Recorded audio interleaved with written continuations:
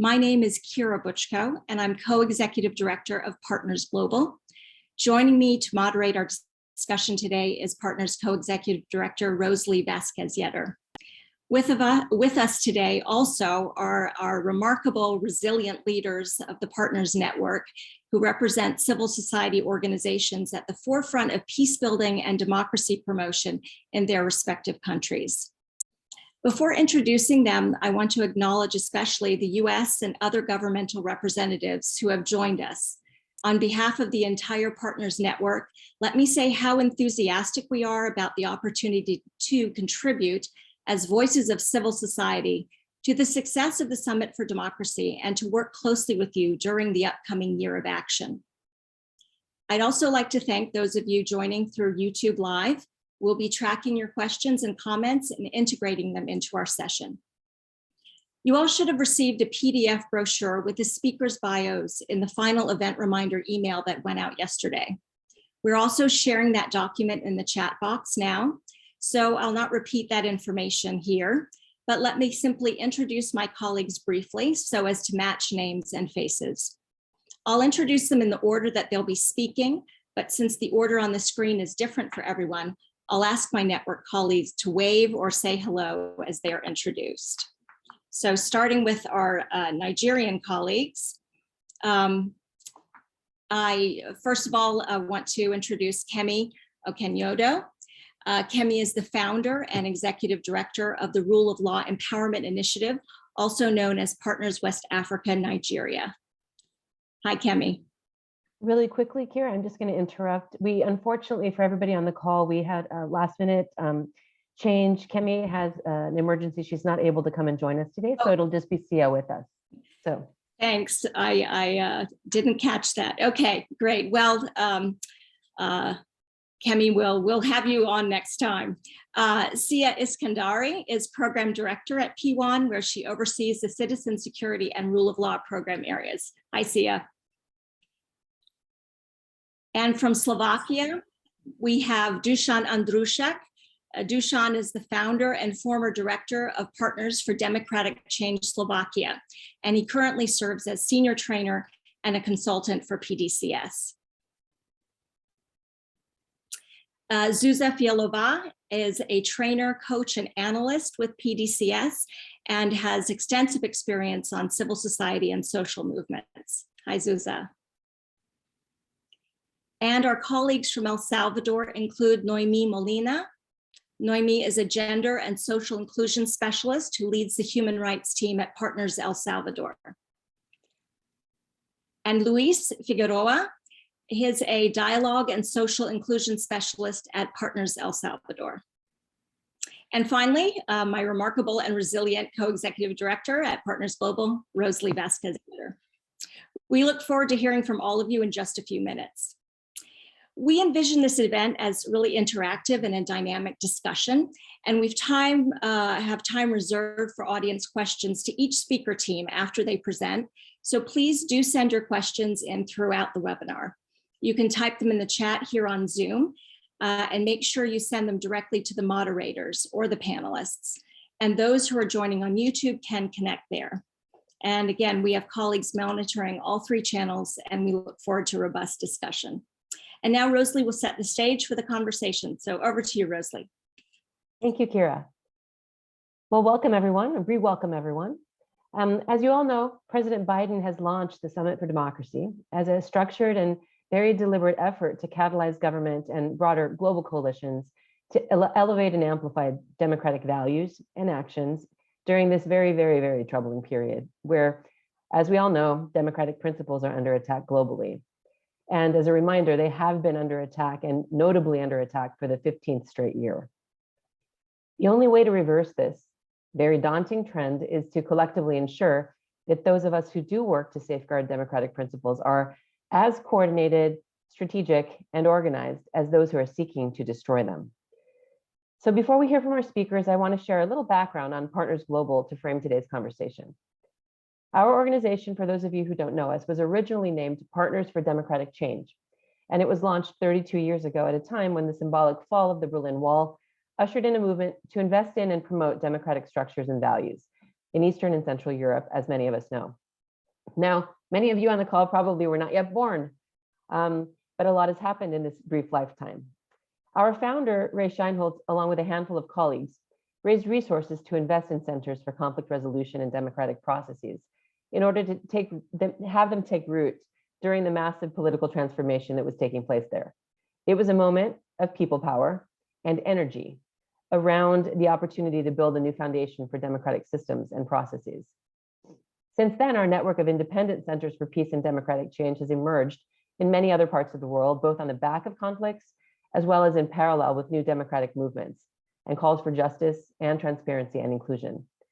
Our network currently spans 20 countries where our sister organizations commonly use conflict-sensitive tools and approaches to build democratic voice and agency across a broad range of issues, some of which you're going to hear today.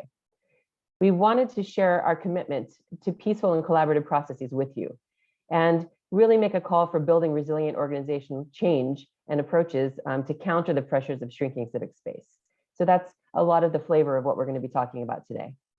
I know that all of us on this Zoom meeting have in common a deep concern over the backsliding of democratic values. And this impacts our network particularly deeply because it was built to create space for democratic voice. And we can't afford to sit back and watch these efforts of so many of the last 3 decades give way to an even deeper and maybe more insidious authoritarianism that is aided now and masked by technology and disinformation that doesn't have boundaries. So without further ado, you will hear from our 3 teams of speakers, our network leaders. They will discuss efforts to strengthen democracy, promote accountability, and defend human rights, which are really at the core of the President's Summit on Democracy. But we will also be taking questions after each of these teams of speakers, so please do not hesitate. Bring your questions and comments to the floor. Also, utilize the chat function and let us know if you have something you really want to share and say. And I want to make one final reminder to guests who may have arrived later, make sure you are on the correct channel by clicking on the globe at the bottom of your screen and select your channel. So choose Spanish or English. Thank you very much, and back to you, Kira. Thanks very much, Rosalie. So let's get started and dive right in and talk a little bit about the situation in Nigeria regarding social movements, particularly over the last year or two. And so I'd like to turn to you, Sia, and ask if you could speak briefly about the state of social movements in Nigeria currently. Which movements would you say are the most prominent? And if you could share your perspectives on what the movements have achieved and maybe some of the challenges that they faced. Okay, thank you very much. Firstly, I'd like to say hello to everyone. I know we're in differing parts of the globe, so whether morning or afternoon. I am Salvador from the Rule of Law and Empowerment Initiative, also known as Partners West Africa Nigeria, which I'll call as P1 during my conversation. So in response to the question about the state of social movements, I'll kick off from here.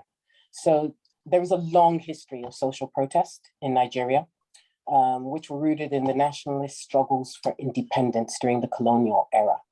More recently, however, the key social movements have been the NSARS, which protested against police brutality, Sex for Grades, which had protest against sexual exploitation within tertiary institutions, No to Ruga, which had protest against the implementation of the Ruga policy, which was to provide rural grazing areas for cattle rearers, Bring Back Our Girls, which advocated for the safe return of girls abducted by Boko Haram, and the Occupy Nigeria protest on the fuel subsidy removal. These movements all try to create awareness about different issues facing Nigerians and have each called for justice and urged global communities to intervene in social problems with varying levels of success. A key challenge most of these social movements have faced is the politicizing of the campaigns. This was very evident within the NSARS. SARS, which is the Special Anti-Robbery Squad unit of the Nigeria Police Force. So although the 2020 NSARS protest started off as peaceful, it eventually became violent due to alleged interference by the government. As the resulting riots kicked off against this police brutality, issues of police reform were put back on the agenda. Here again is where a critical challenge was faced with how do we achieve security sector transformation, which is also part of this social transformation that was in SARS, where people are the beneficiaries and not victims, as was the case here. Note that here, I use security sector instead of security sector reform, I have used security sector transformation, as NSARS has been likened to a reflection of what is the structural nature of the issues with security governance in Nigeria, where the function of the Nigerian police is still modeled on its colonial inheritance, which had security institutions created to service the state instead of the people. So to turn this on its head in our current environment is a challenge and will need transformative on top of reform measures. And this is where the combined effort of both social movements and the CSO sector is critical. The issues with the security governance structure in Nigeria are inherent. And until addressed, citizens will continually face risks of police brutality and other abuses. Thank you. Thanks very much. And Sia, given P1's very strong reputation for your work on the technical aspects of security sector reform, and then, of course, as you've mentioned, both the prominence in Nigeria and the international recognition of the NSARS movement, what do you think P1, or can you tell us a bit more about how P1 has collaborated with the NSARS movement and what kind of lessons you've gleaned in that time and opportunities that may emerge more generally when CSOs and social movements collaborate? Okay, so a key thing is there will always be the technical aspect of security sector reform. But when you look at the underpinning reflections on the NSARS movement, we need to question ourselves on how to harness this model that finds expression in different ways, especially with the use of social media to drive transformation. With regards to collaboration between CSOs and social movements and the potential opportunities, I'll focus on a few things. First, the intergenerational disconnect, accountability, leadership, and political engagement, especially for women. So discussions during the NSARS movement identified a crucial issue around intergenerational disconnect. The younger generation felt that the older generation had failed them. In actuality, what we do have is a senior generation that went through this same struggle for justice and previously fought for the Nigerian democratic state, some of whom are still working within the CSO space. So by overlooking this element of history results in a gap. This disconnect, though, does provide an opportunity for more effective engagement between this older and younger generation, who are both fighting for the sustained focus on key critical issues in the country, in this case, NSARS and police brutality. The benefits of this type of intergenerational engagement can be demonstrated where we had P1's executive director is a part of the Manifest platform that brings together key CSO leaders. Within this framework during NSARS, discussions were undertaken on how to support the young women within the movement, with technical support provided in things like crafting public statements and shaping the agenda. However, there is so much more scope for this type of interaction, and I'll speak a bit later about P1's current mentoring program. In terms of promoting accountability and sustaining the momentum, judicial panels were established to investigate claims of police brutality in response to a 5-point agenda that was put forward by the NSARS movement. P1 participated in observing the sittings of these judicial panels, especially the one in Lagos, and reported on the findings. The purpose of this observation was to ensure that the public was informed on outcomes throughout the cities. This was to promote accountability and sustain the conversation around ending police brutality. The Lagos panel awarded around 420 million naira as compensation to NSARS victims. However, other states have yet to pay victims of police brutality, although we are now a year on after setting up these panels on human rights violations. With regards to leadership and political engagement, It's generally recognized that female participation in the NSAR's protest accounts for the major success of the movement. The initial fears of sustaining momentum of the movement were largely mitigated by the rollout of support of young women, the Feminist Coalition, and other interest groups, with visible evidence of women leading the conversations in order to get the government's attention to address these issues of poor public service and delivery and disregard for human rights. The campaign was driven by the crucial role that women played in mobilizing finances, using instruments like crowdfunding, mobilizing people, and mounting support for the protest, amidst what was repressive response from state actors and even some anti-human rights agents. So this active involvement of young Nigerian women presents us with the opportunity that women's leadership during the NSARS is something that we can potentially harness for effective political engagement. It's therefore so important that we interrogate these lessons of women's contributions to drive the NSARS movement as a basis for galvanizing support for women's participation and inclusion in the democratic space in Nigeria. I mentioned mentoring before in the discussion on intergenerational disconnect, and this is where P1 currently undertakes a leadership and mentoring program for young women. This program aims to continuously build and strengthen the capacity of women to participate in leadership roles in politics and shape government policies in Nigeria. And this is because we recognize that sustainable change cannot be effected until this youthful voice is given the opportunity to influence change within the Nigerian political arena. Thank you. Thank you so much, Sia. I just wanted to make a few comments, and there are a few questions that we have received that I was going to ask you quickly. It's very interesting, the very particular terminology that you've selected towards the beginning when you mentioned that when you're referring to your work, you're talking about security sector transformation.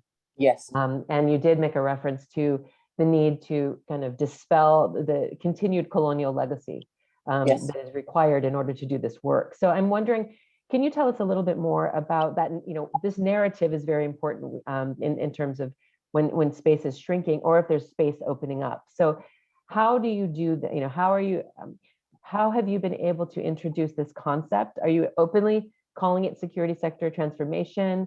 What have been questions that you've received even within the structures that you're working with? And I'm curious to know whether or not it has been difficult to inject this concept or if it's been fairly easy to bring it forward. Okay, what I'll say, this is a work in progress. And basically with our reflections internally as an organization with what's happened to date and how we can drive or promote more sustainable change within the security sector. So going back to what you initially started with regards to transformation, security sector reform is an ongoing process. However, it's widely recognized now that if we don't address some of the core issues of initially how these security sector institutions were set up, we will have continued issues as we are having at the moment. And why we say transformation in this instance is taking into consideration this emotive part of social movements, which is something that's not technical. It can't be captured in that way as something that you go in and train training for the police or putting in police acts. This is more about people driving change. And this is, I think, a challenge for all of us within the transformation itself. I mentioned the political leadership and mentoring program. And I think this is where we talk about transformation, because you're actually focusing on that youthful population and providing them with the guidance and the platforms to basically, even if it's not at this point, but to effect gradual change. And that's how we see our emerging aspects of transformation. Thank you, Sia. Another question that I'm seeing here that has come in, and you actually just punctuated it here. You were talking about youth and more broadly about this sort of multi-generational leadership that's needed within movements. I'm curious to know, how has civic space in Nigeria shifted in response to these movements? What has been civil society's role in protecting the space? Okay, so I think there's been a key recognition of the power of social media within the civic space. And this recognition of the power of social media is not just by the civic space, but also by governments. And this has also brought its own issues, because now and the civic space needs to deal with issues of addressing when there's a clampdown on the social media space because of the perceived power that everybody has recognized at the moment. So I think that's one area of how the civic space is shifting. Another area is this recognition that it's not just CSOs and NGOs or institutions who are part of this civic space arena. We need to recognize social movements, individuals, movements, these social protests, and how do we effectively incorporate the actions from that's being driven within these movements into how we can collaboratively effect change together.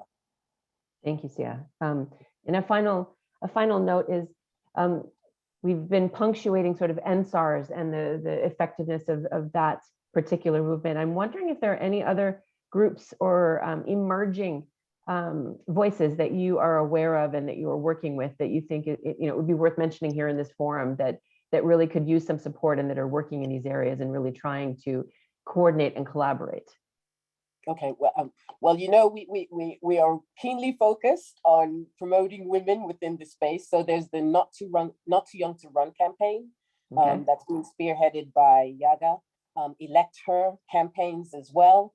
And this is because we keenly feel the need. We've seen what women have done in NSARS. We keenly feel the need to see how we can promote women further into harnessing this effort into participating within the political space, because that's the key way of effecting change.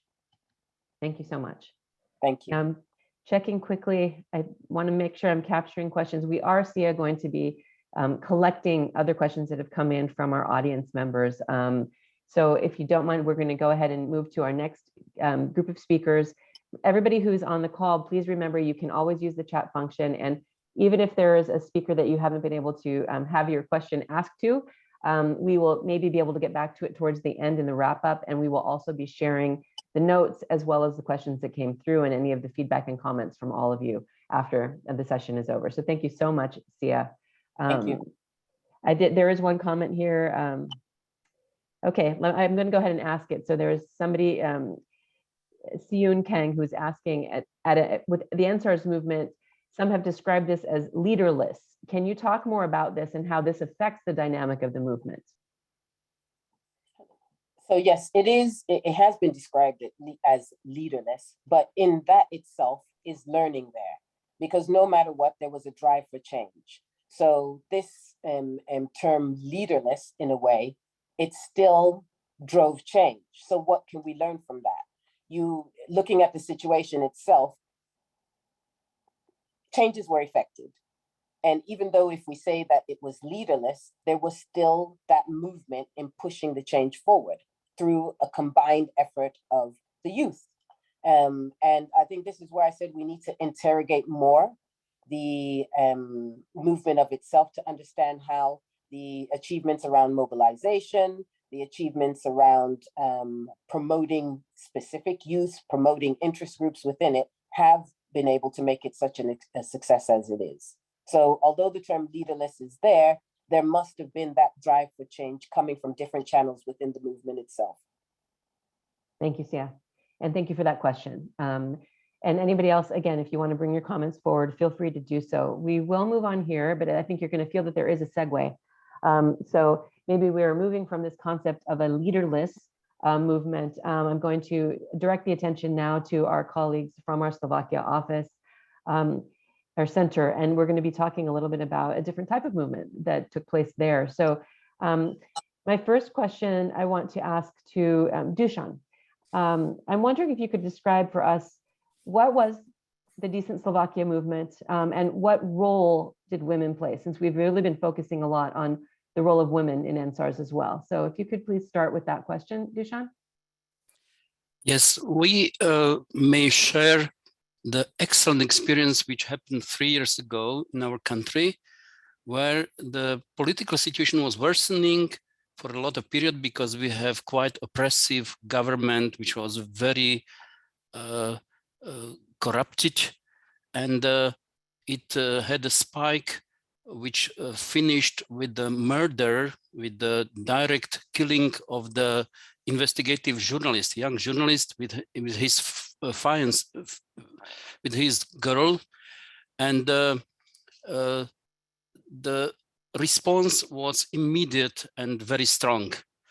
Immediate, the new movement was formed. The name of that movement is Movement for Decent Slovakia.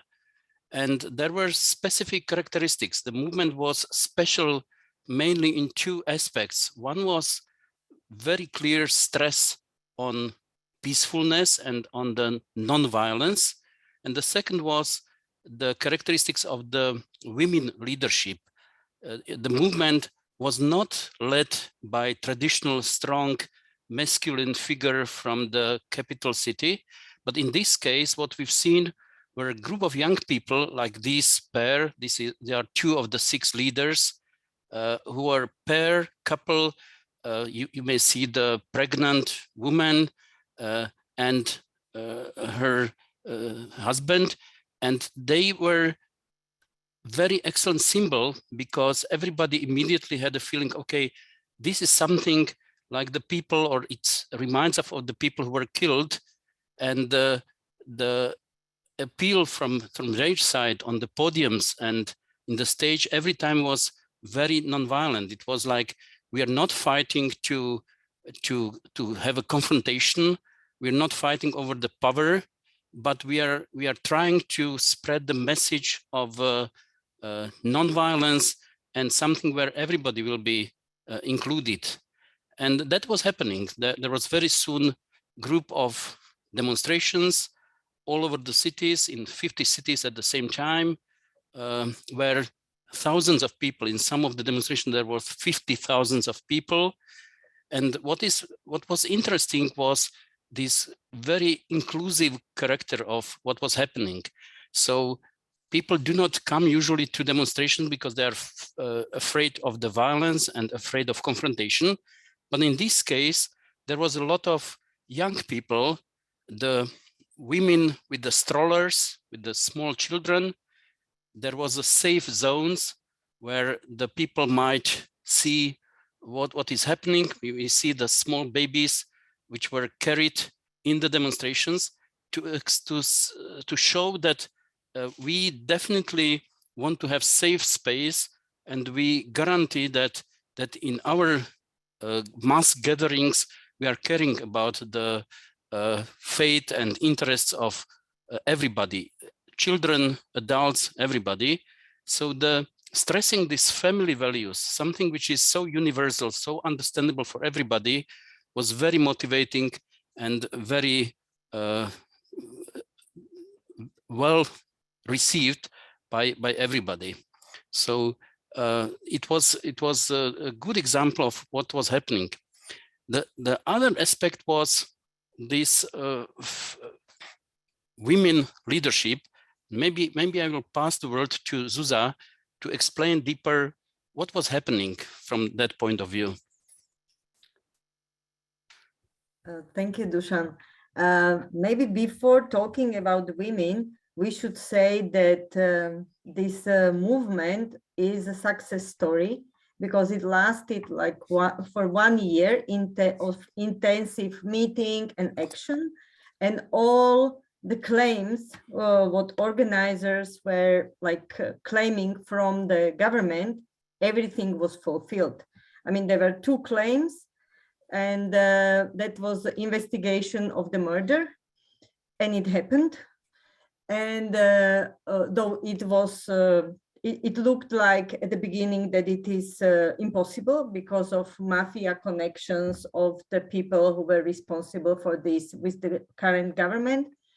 And the other one was to have a decent government, and the people who were connected with mafia and who were not trustful were removed from the government. So that's important to say that it was not only massive, and the first time in Slovakia, it was really like 3% of population took part in the meetings, in the gatherings, and about the female leadership.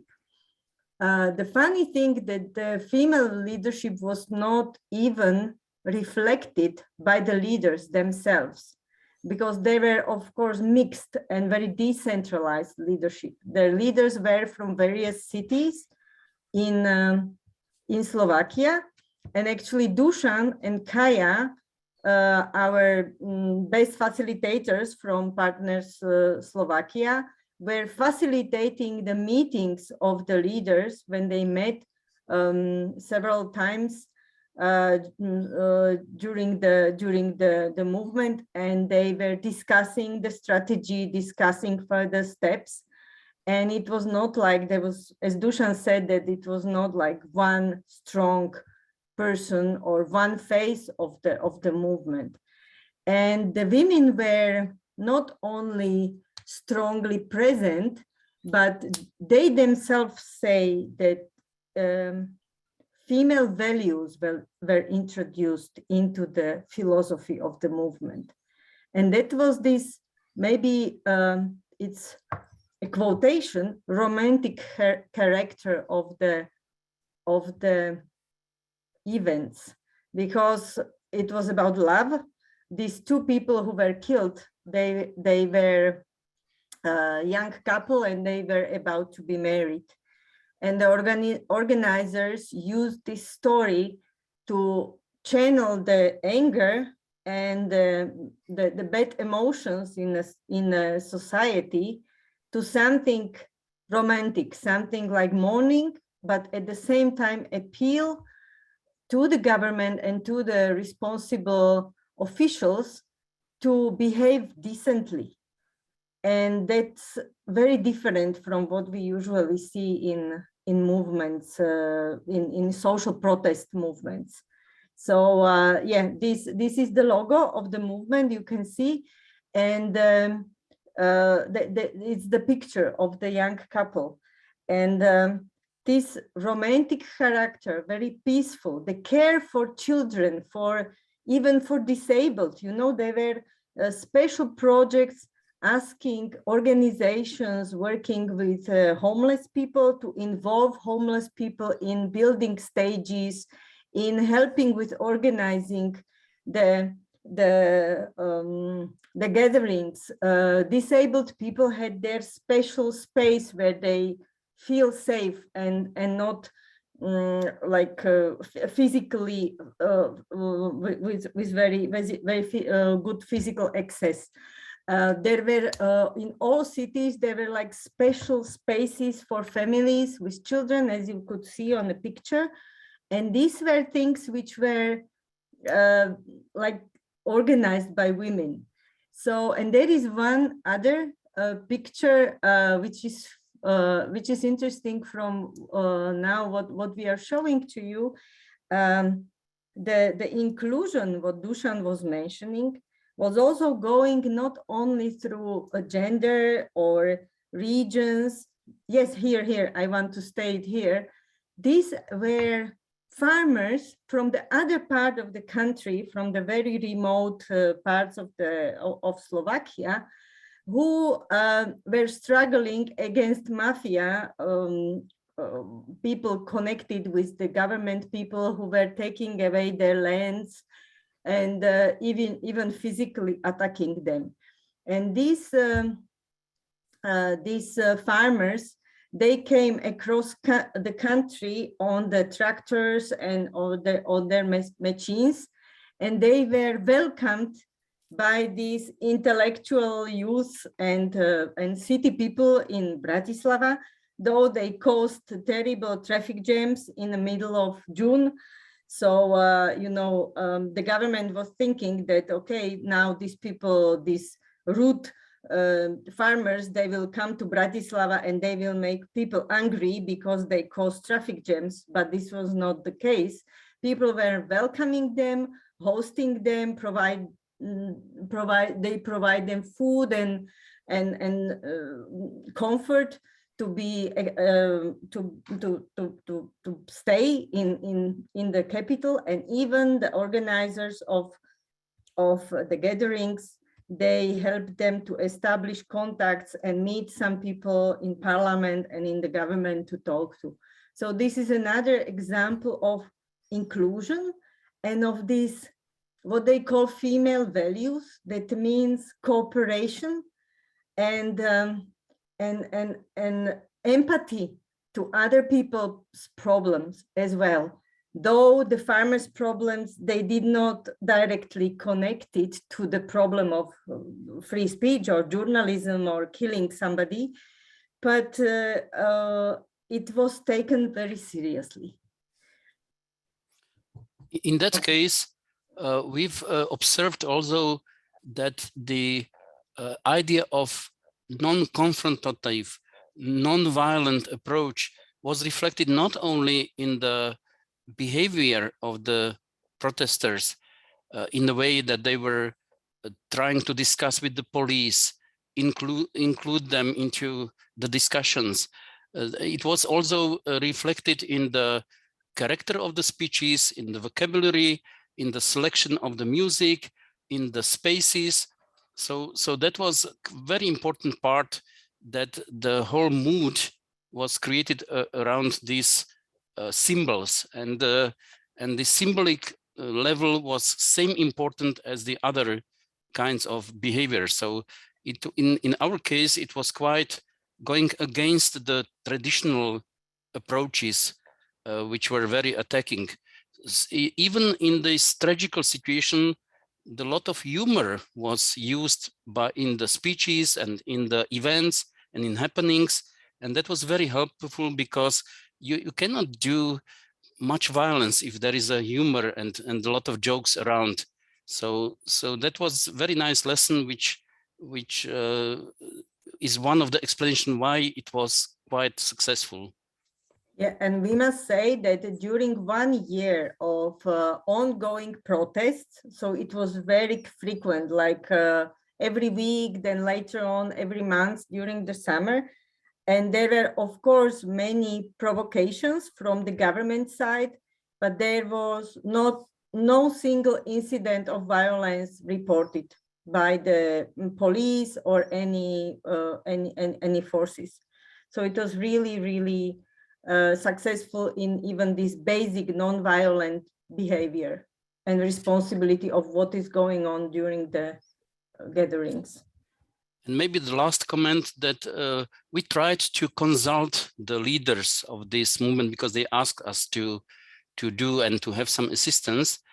And it was interesting to see that what is happening in society was also happening on the small scale in this leadership group. And that was a very good lesson for all of us to find a way how to proceed in the participatory, non-violent way, even if we have very diverse images about how to proceed. So we were glad to have these lessons from this direct consultancy.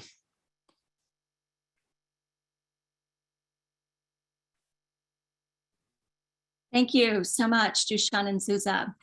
Amazing, really, really amazing. And it's so interesting to hear how from the very beginning, the way that the tone was set, not only for the participants and the kind of nonviolent, peaceful way that they came to this, but also just even the title, For Decency. And everything about it seemed to be very well integrated, maybe not necessarily intentionally, but how the participants and those across the country kind of, responded to some of this tone setting.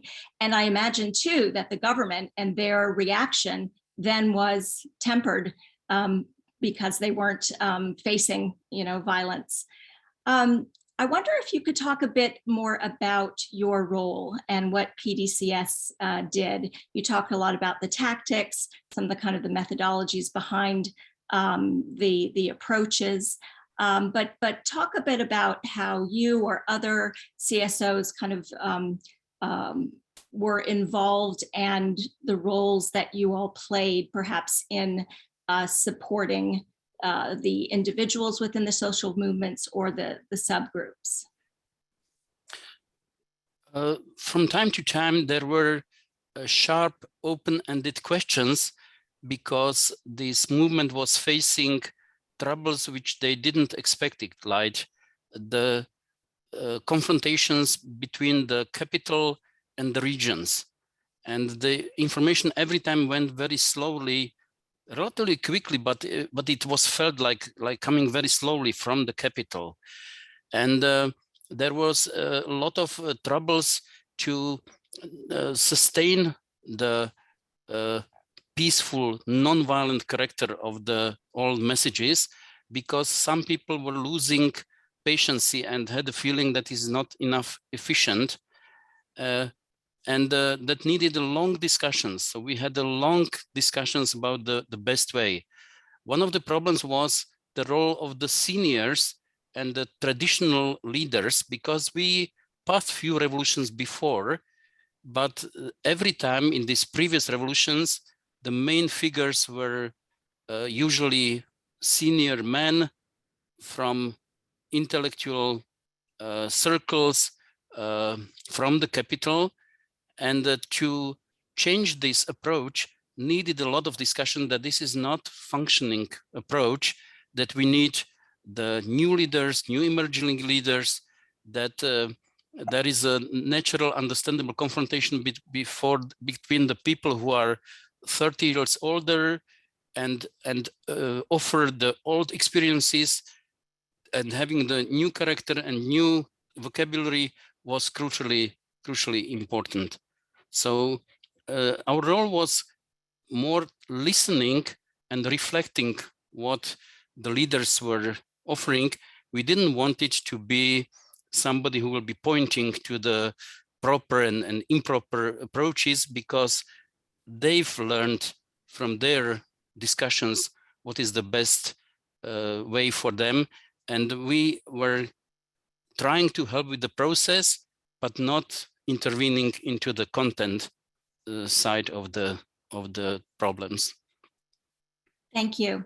And we have a question from the audience. Do you all think that there can be hopeful lessons for neighboring countries experiencing the authoritarian threats, namely Hungary and Poland? And how can the Slovak experience empower those pro-democracy activists? Actually, there is a very nice memory we have from one of our conferences, just right after the peak of the For Decent Slovakia movement. And we asked two of the main leaders to take part in panel discussion. One of them was that time 17 years old secondary school student. And the other one was Katka. You've seen her, a pregnant lady just before giving the birth. And with them was sitting our colleague from Budapest, one of the active leaders of that time Budapest protests. And he himself reflected on this, that this is amazing, that this is the picture of a revolutionary, right? The pregnant woman and a very young secondary school girl. And this is something we've made wrong maybe in Hungary, that were his words, that we did not allow women to talk about politics. And it was really very much like city-centered, Budapest-centered, and not trying to connect the regions and the Budapest and the rest of the country.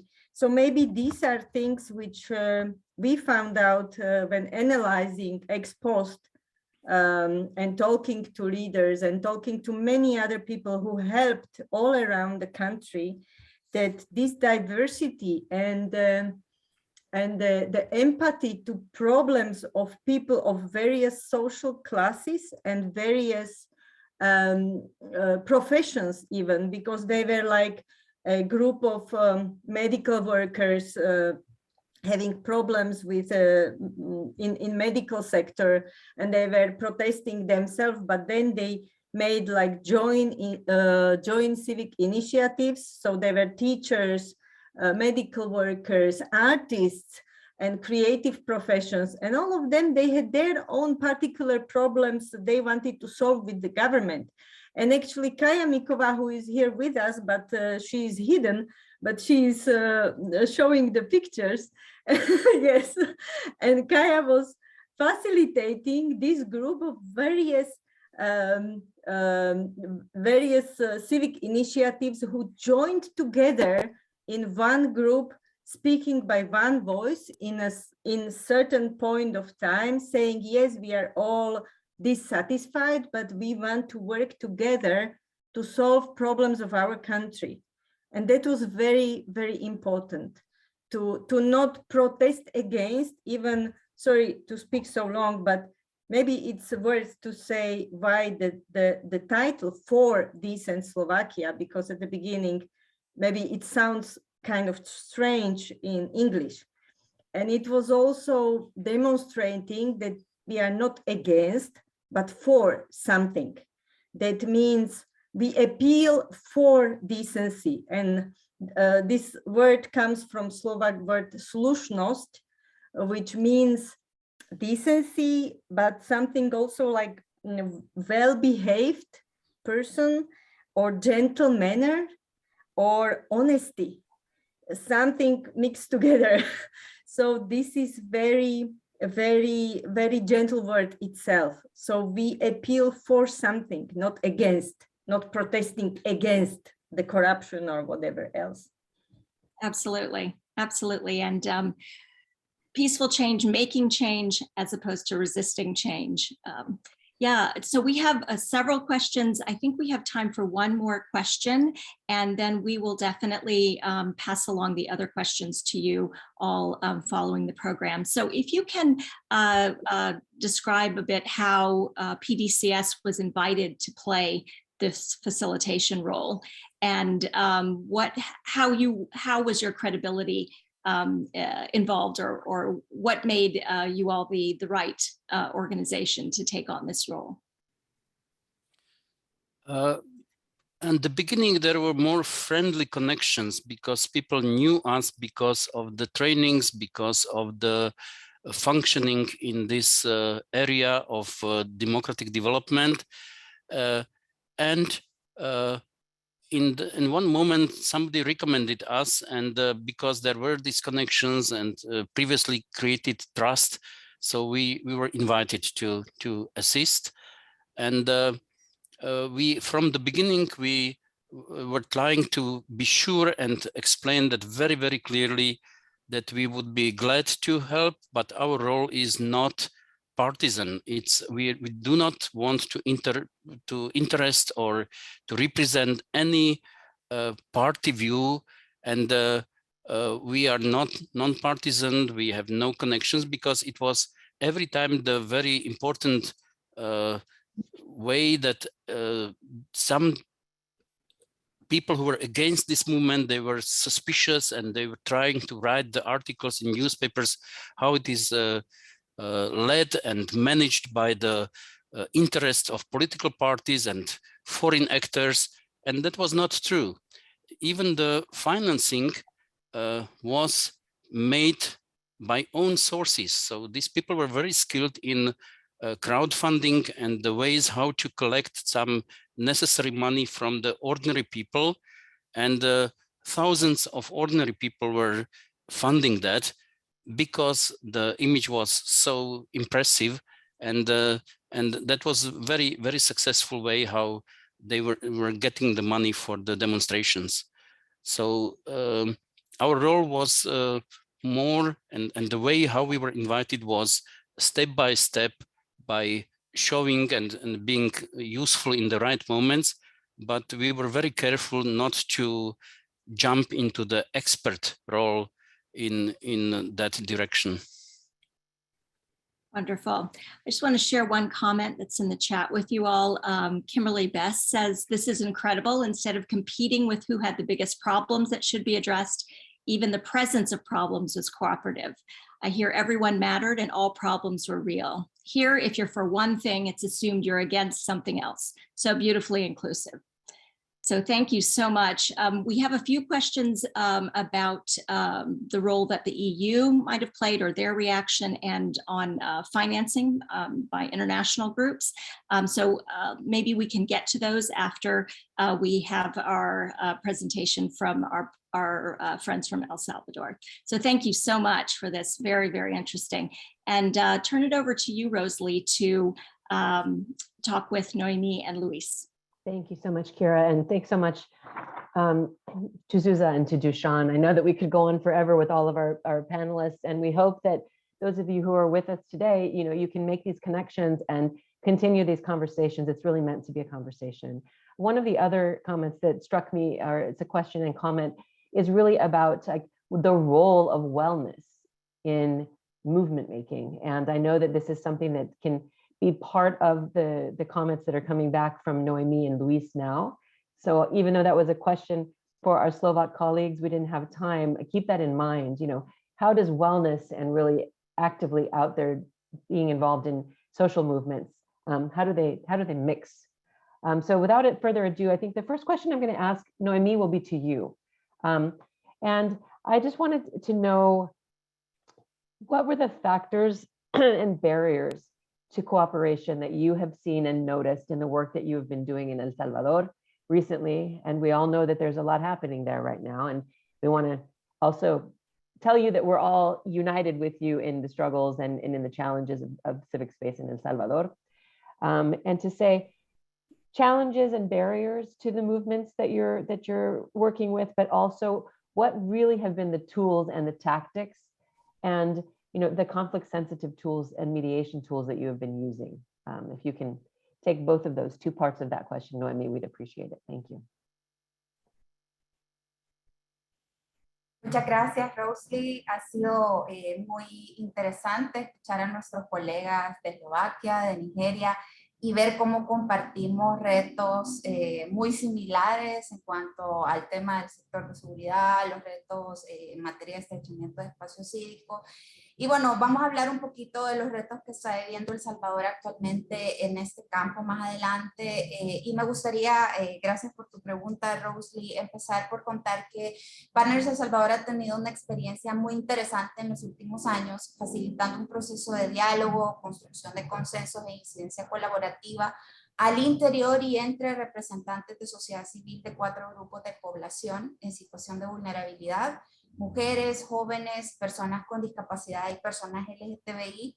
En el año 2017 iniciamos un proceso de consulta en el marco de un proyecto que estamos actualmente todavía desarrollando, que nos permitió identificar las necesidades de esos grupos de población y construir, validar, consensuar y priorizar una agenda, y posteriormente canalizar las prioridades de esos grupos de población en diálogos multiactor que incluyeron agencias gubernamentales clave en el sector justicia y seguridad. Y en los últimos 5 años hemos estado acompañando a los líderes de estos grupos de población en un proceso de incidencia colaborativa que ha dado resultados muy interesantes en términos legislativos. Por ejemplo, haber contribuido a la aprobación de una ley de inclusión de personas con discapacidad, en materia de políticas públicas, por ejemplo, para la persecución penal de delitos cometidos en contra de población LGTBI. Y bueno, en este proceso hemos aprendido muchísimo porque hemos trabajado al interior de los grupos, pero también hemos intentado hacer este trabajo de polinizar las luchas de manera interseccional, y eso nos ha llevado a identificar algunas barreras importantes para este trabajo entre distintos grupos de población, entre distintos movimientos históricos, ¿verdad? Y emergentes en la arena de sociedad civil en El Salvador. Y yo podría destacar al menos 3 retos importantes que nosotros hemos identificado para la colaboración. El primero, diría yo, que tiene que ver con el temor a que las luchas se diluyen, ¿verdad? Porque los grupos de población y los movimientos tienen un recorrido particular, una historia muy propia y hay claridades en los consensos y en la agenda actual, ¿verdad?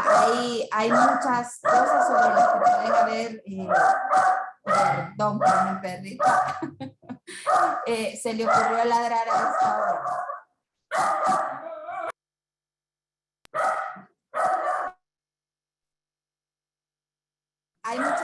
sobre las que pueden haber consensos, pero en los movimientos sociales, al acercarse, ¿verdad? Puede ocurrir este riesgo de que se diluyan algunas luchas. Luis, no sé si me ayudas continuando, porque tengo que ver algo. Perdón.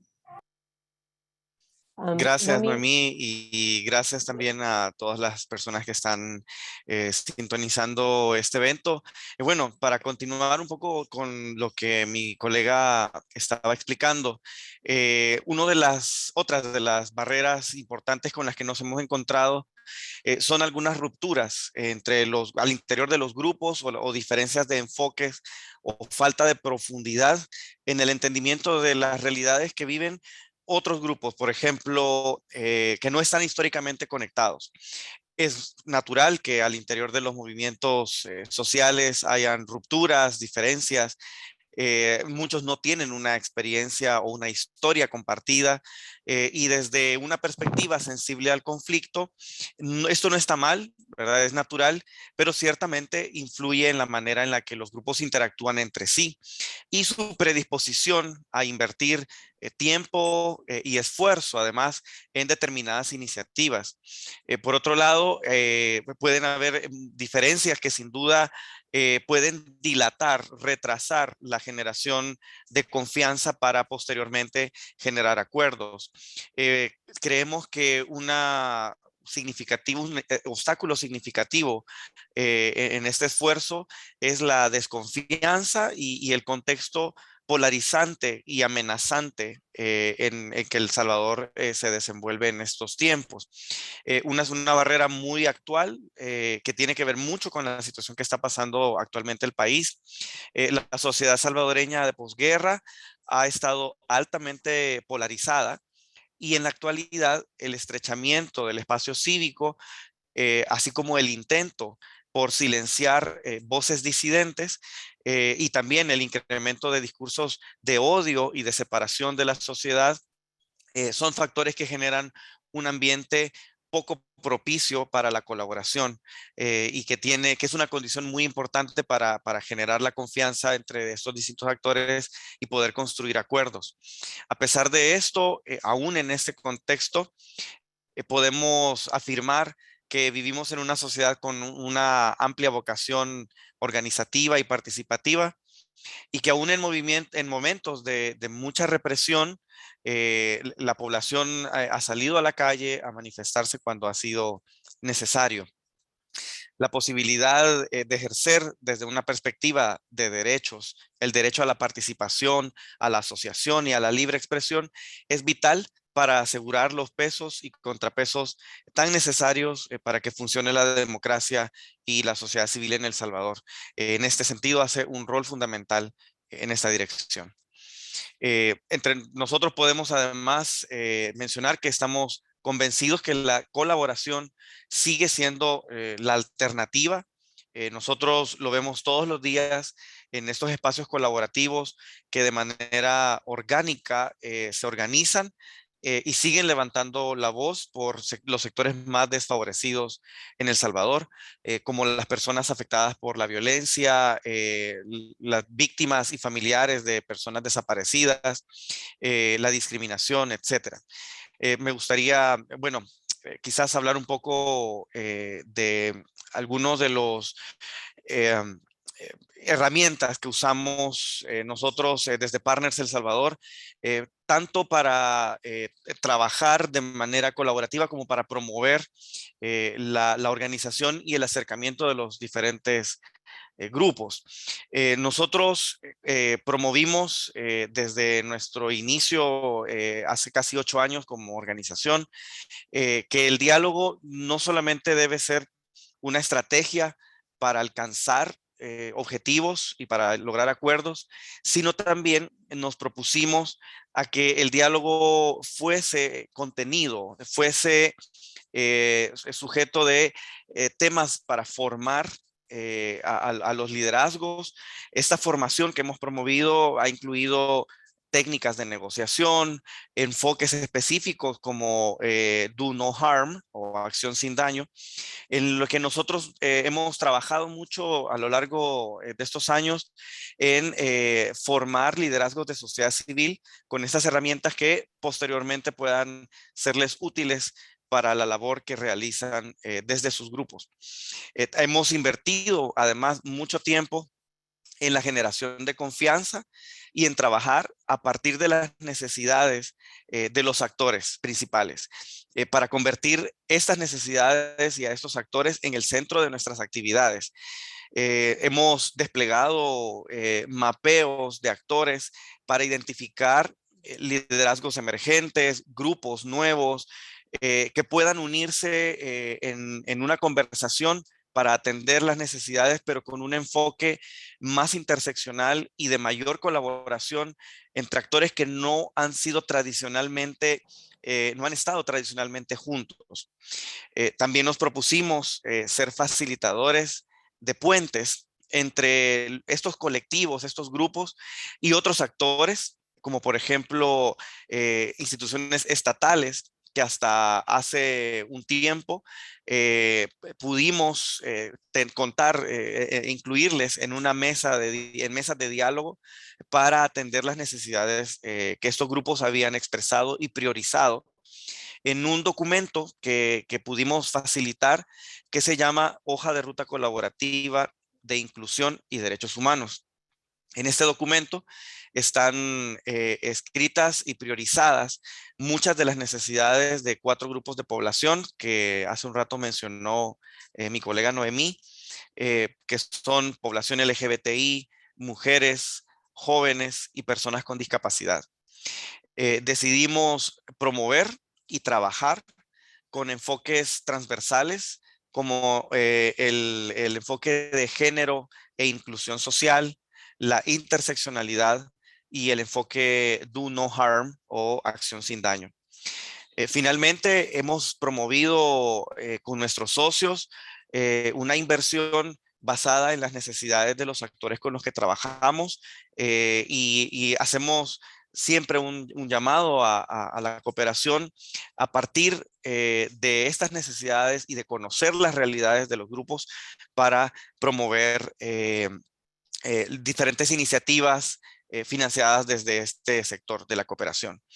Creemos que hemos tenido impactos significativos, principalmente con la apropiación de las herramientas y de los consensos que se han alcanzado por parte no solamente de liderazgos específicos, sino también de grupos poblacionales representados por sociedad civil. Esto es un poco de lo que hemos podido trabajar en El Salvador a partir también de las realidades y el contexto que vivimos. Thank you so much, Luis. I want to just check on Noemi because I know, don't worry about that. We all have pets and animals and babies and it's Zoom time, so it's fine.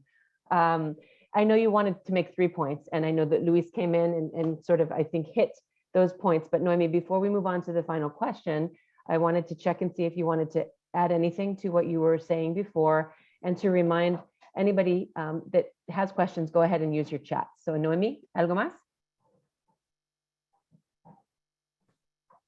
Gracias, Rosly. Sí, definitivamente estamos viviendo los retos, ¿verdad?, del trabajo en casa y bueno, habíamos conversado con Luis y estábamos preparados para estas eventualidades, pero yo de lo que Luis conversaba, creo que uno de los aprendizajes más grandes que hemos vivido en estos años es el trabajar de manera interseccional con el objetivo de superar los retos de los que hablábamos al principio, ¿verdad? Y hemos visto grandes resultados y hemos constatado también cómo las cosas pueden llegar a pasar más allá de nuestra participación como facilitadores de los procesos. Y eso ha sido algo maravilloso, poder constatar que más allá de los procesos que se han facilitado, hay ahora actores de personas con discapacidad trabajando con organizaciones de jóvenes, organizaciones de mujeres del movimiento feminista, más cerca de algunos sectores del movimiento LGTBI, que creo yo que es una vía importante en el contexto en el que estamos viviendo, en que los movimientos sociales históricos se necesitan entre sí para alzar la voz en un contexto cada vez más retador para su trabajo.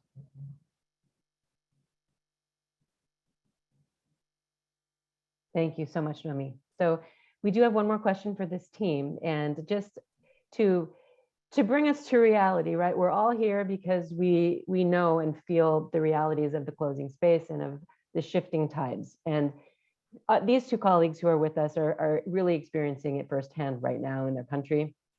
So we felt that it was necessary, given the context, to just ask a really basic question. So notably, El Salvador was not invited to participate in the Summit for Democracy. Can you tell us how civic space has shifted in El Salvador over the last year, and how can the international community be supportive of civic actors in this context when we may have larger sort of overarching challenges at sort of the macro level that are preventing participation, you know, at a policy level? How do civil society actors continue, and how can we help? Yo creo que es una pregunta importante para el contexto, el momento histórico que está viviendo El Salvador, ¿verdad? Desde una perspectiva de derechos humanos, quisiera destacar que nosotros entendemos que la democracia también implica de manera muy importante tener acceso a derechos humanos, ¿verdad?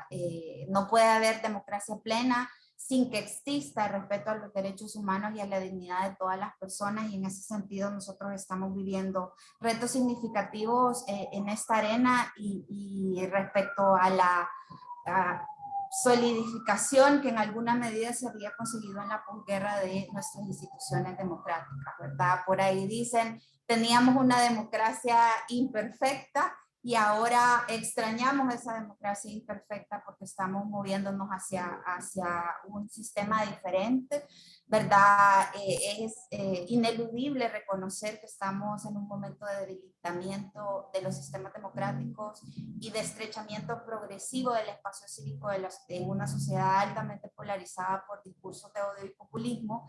Y esto no es algo que solo está pasando en El Salvador. Sabemos que hay otros países en el mundo que están viviendo estos retos, pero quizás la diferencia del caso salvadoreño es lo vertiginoso que está sucediendo este proceso, ¿verdad? Nosotros podemos leer lo que está pasando en El Salvador respecto a otros países de la región y quizás de las pautas más preocupantes es lo rápido que está sucediendo el deterioro de la democracia, ¿verdad?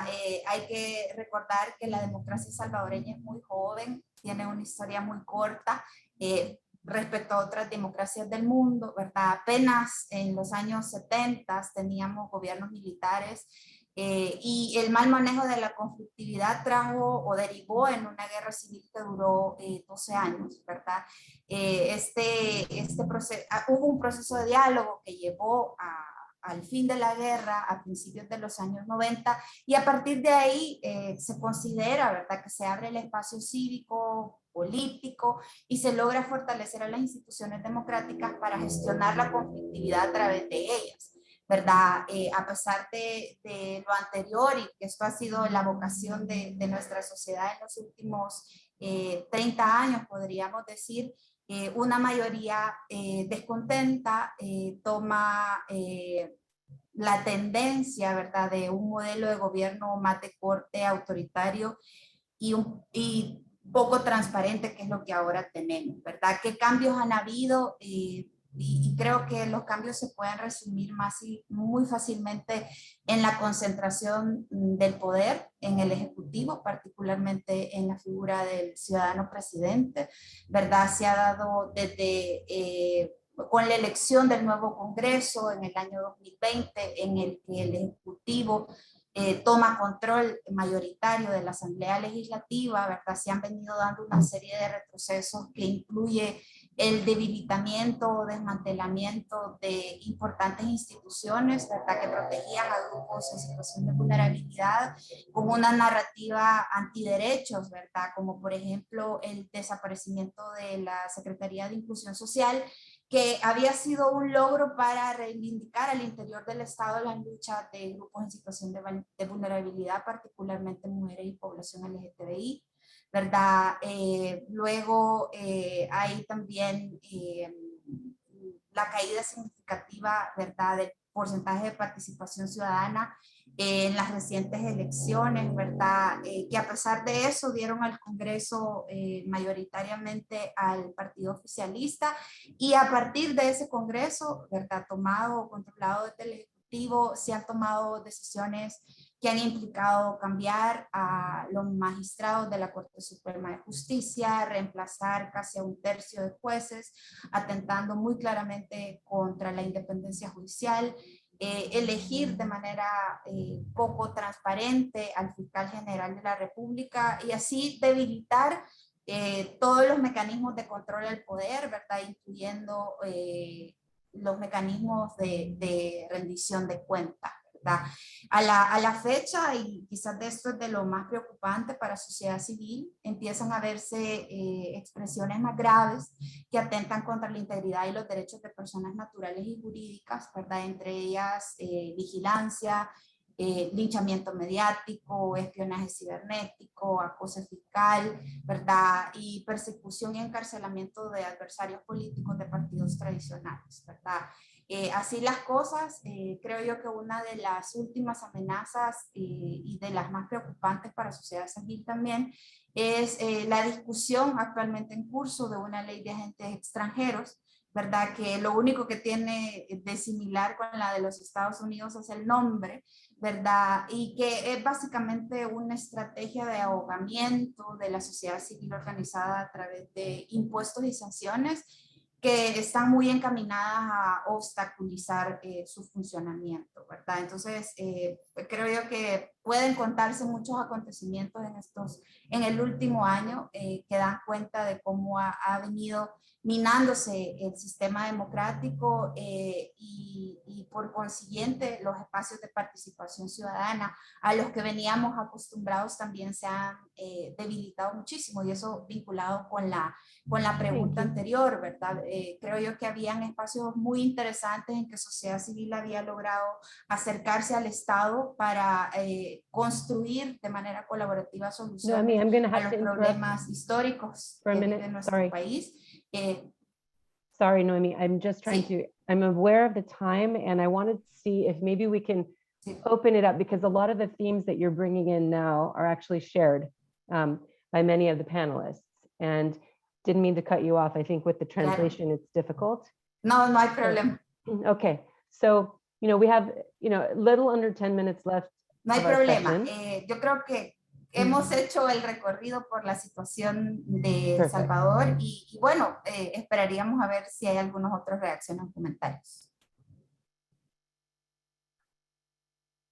Okay, so a reminder is that you can put your comments in the comment boxes, and I'm going to pass the mic back over to Kira on our team to wrap things up. But just to say, thank you to our colleagues in El Salvador, and thank you to everybody with, it requires patience and it requires flexibility and adaptability when we're in these large forums with over 50 people. So we really appreciate everybody taking the time and dealing with our quirks with the translation and with the technology.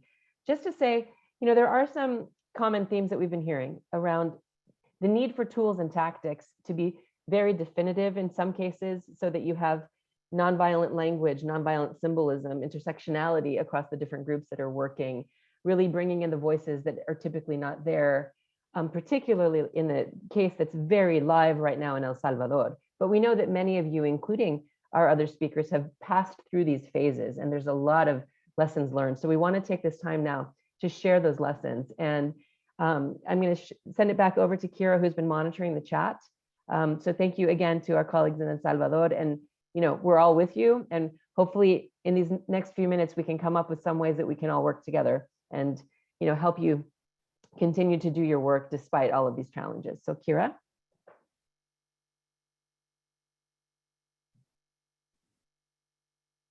Thanks, Rosalie.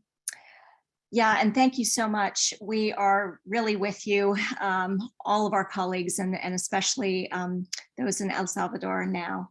I wanted to, we have a number of questions in the chat that are kind of more universally applicable. Maybe I'd like to just ask the question that Rosalie mentioned before, and that is, how do we integrate and make sure that we're focusing on wellness when as a part of pursuing peace? And maybe just to open it up to everyone about any reflections they have on that question that came in the chat. And if everyone can, all the speakers, if you can put your cameras on, that would be great.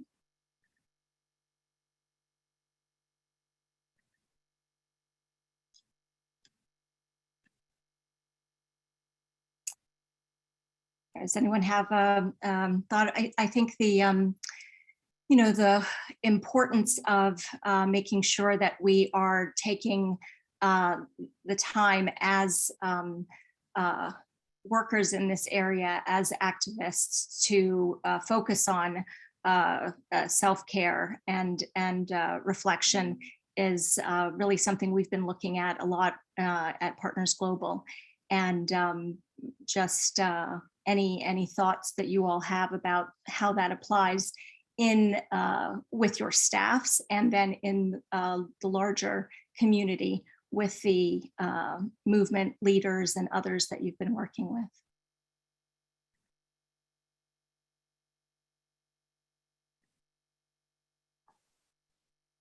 I'm going to go ahead and I will assign that to Sia. How has your team, we talk about organizational level resiliency that's needed during these times. So what have you done to help your teams when they're dealing with, really, really difficult topics, when we're talking about young girls, being taken and hidden from their families, and trying to deal with a justice system that it hasn't quite caught up to that, and staff can get burnt out and very frustrated? What are some of the things that you have done when you see this happening with your team? Okay, hello everyone again. So I think it's a lot about the organizational culture as well, and what you promote within it, dealing with some of the issues which are quite traumatic across the various areas that we work in. I think it's quite key that from an organizational perspective, you allow that space for within your team for the handling of this type of issues, to be able to openly express and discuss them, and where needed, even external support to come in for that. There's a lot around psychosocial support in a lot of the areas that we're working in, and there's a lot around the understanding of the situations, which for us as well, we're working in a team where people from various cultures across Nigeria, coming from different religious beliefs, and having different customs as well, that feed into the work that you do. So I think a key thing is around the organizational structure and what tools you provide to deal with issues where this sort of trauma affects the wellness of employees as they undertake their duties. Thank you, Sia. And I don't know if maybe Dushan and Zuza, we were talking about the use of the nonviolent methods, but I'm sure before getting to that, you had situations where it was very traumatic, and you're dealing with very young people that are being attacked. Did you experience that type of burnout with your teams, or as facilitators, did you find that you had a role to play in helping those members of the different movement groups kind of take that into account, so that they didn't have too much, staff stress overwhelming them?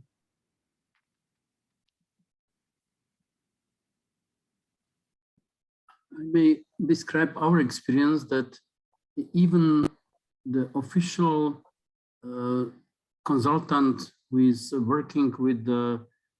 was working with the team of these leaders of the movement was usually one or two persons, but every time we were coming back to the team of PDCS and we were sharing our experience, because although we had we felt also sometimes helpless in that situation because there was no receipt how to proceed.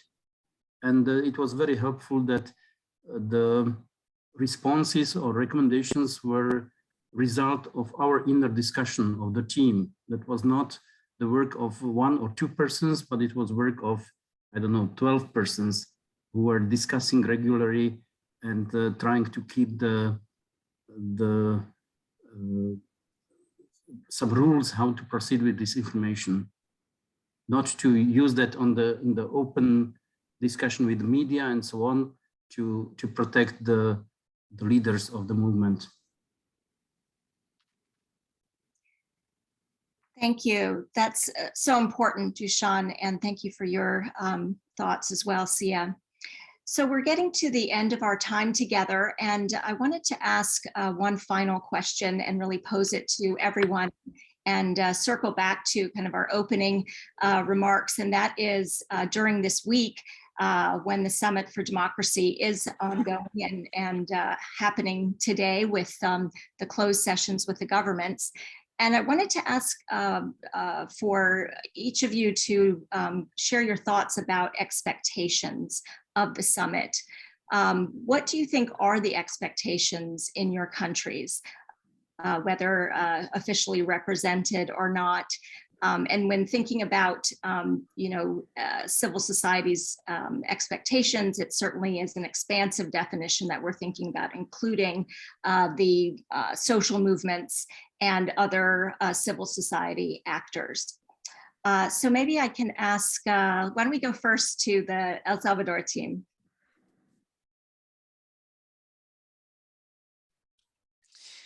Bueno, si me lo permiten, gracias nuevamente por esta oportunidad y quizás un poco dejar un llamado, dado el contexto en el que estamos atravesando en El Salvador, para que la comunidad internacional haga una apuesta por reforzar y promover los procesos de coordinación y articulación de la sociedad civil desde enfoques interseccionales que también hay que reconocer han sido debilitados por la pandemia del COVID-19. Promover espacios como este en el que se pueda escuchar las voces de actores locales creo que sigue siendo relevante y muy necesario y esperaría que uno de los frutos de esta conferencia sea precisamente esta promoción y la apertura de más espacios en los que podamos superar las barreras impuestas por los distintos gobiernos para poder expresar y contar un poco de la situación por la que atraviesan los diferentes países.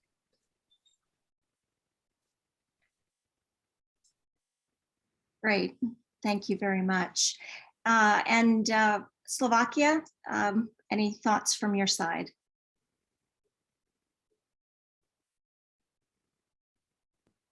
We have not a very rich discussion in the civil society around this summit. The biggest notion where everybody is interested is that in one of the panel discussions in the summit, our president, Zuzá Čaputová, will be participating, and she is an excellent person, so I'm sure that she may contribute to very deep discussions. But the civil society is facing a difficult situation because all the public discussion is strongly dominated by the discussions connected with the pandemia and corona, and all the previous old non-finished discussions are reflected in that discussion. So now we are continuing in the discussion, but the content, the outer content is about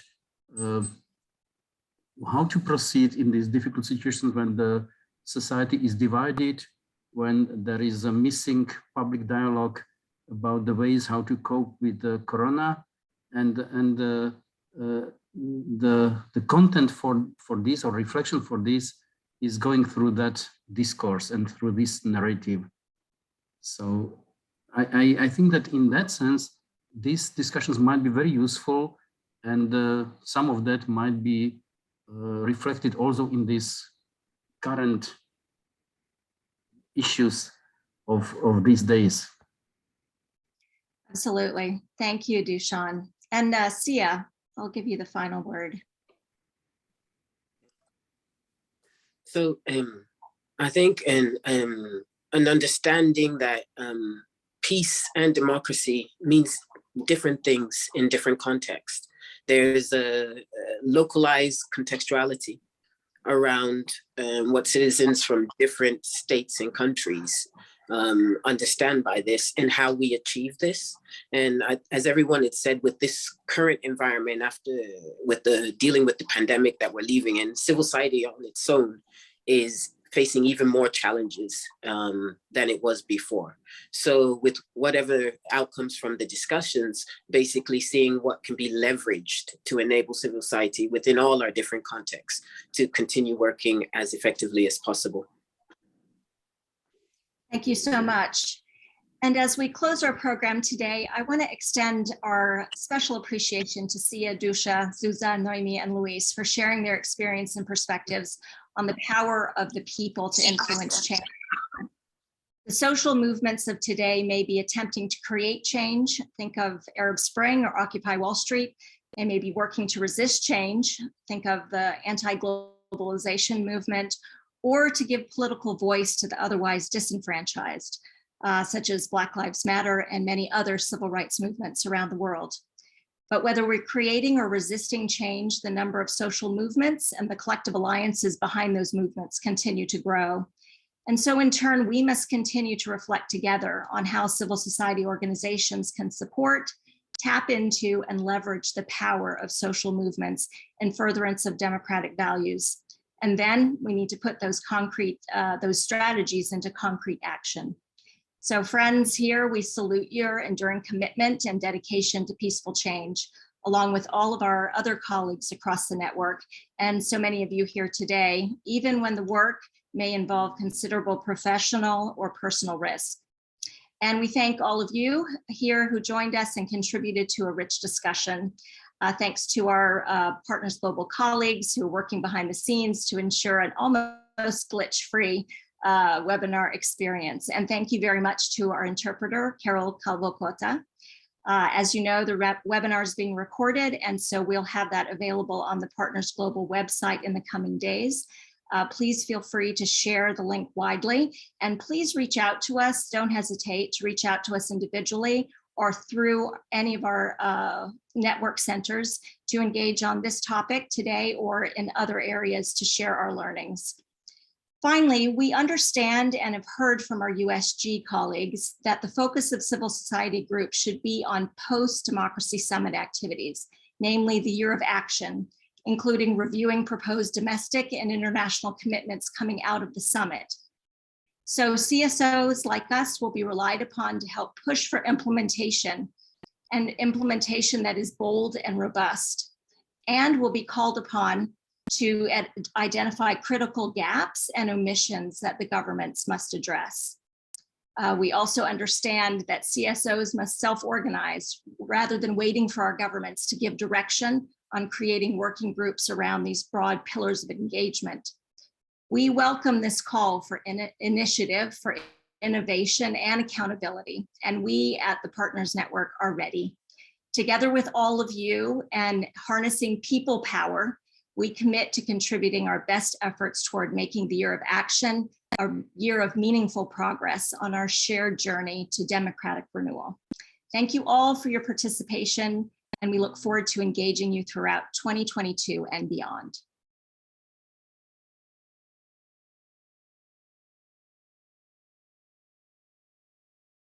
Thank you very much, everyone.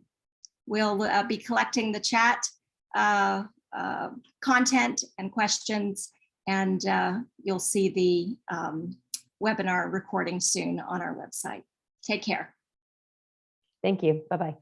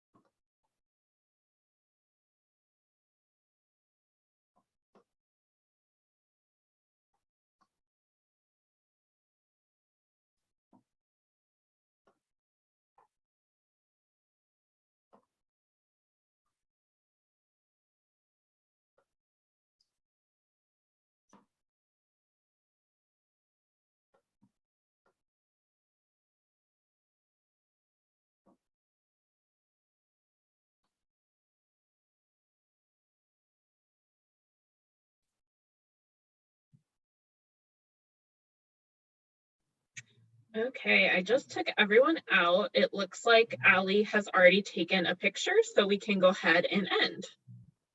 Thank you, everybody. Thanks, Thank everybody. you. Great job. Thanks, everyone. Thank you, Carol.